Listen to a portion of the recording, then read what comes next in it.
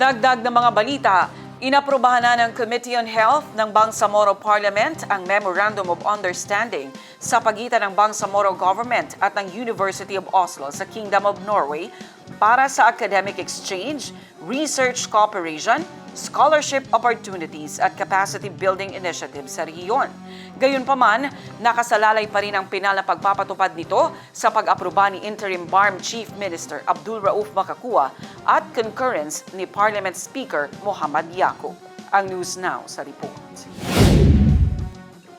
Inaprubahan na ng Committee on Health ng Bangsamoro Parliament ang Memorandum of Understanding sa pagitan ng Bangsamoro Government at ng University of Oslo sa Kingdom of Norway para sa academic exchange, research cooperation, scholarship opportunities at capacity building initiatives sa rehiyon. Gayunman, nakasalalay pa rin ang pinal na pagpapatupad nito sa pag-aproba ni Interim BARM Chief Minister Abdul Rauf Makakua at concurrent Parliament Speaker Muhammad Yaqub.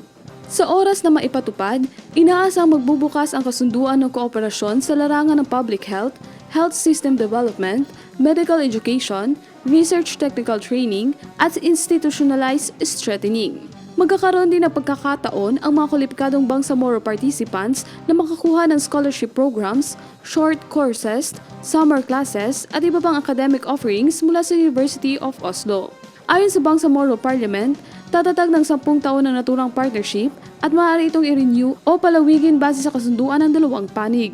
Pinangunahan ang pag-endorso at koordinasyon ng inisyatiba ng Committee on Health sa pamumuno ni Hashemi Dilangalen, katuwang Ministry of Health sa ilalim ng Minister Kadil Sunilinding.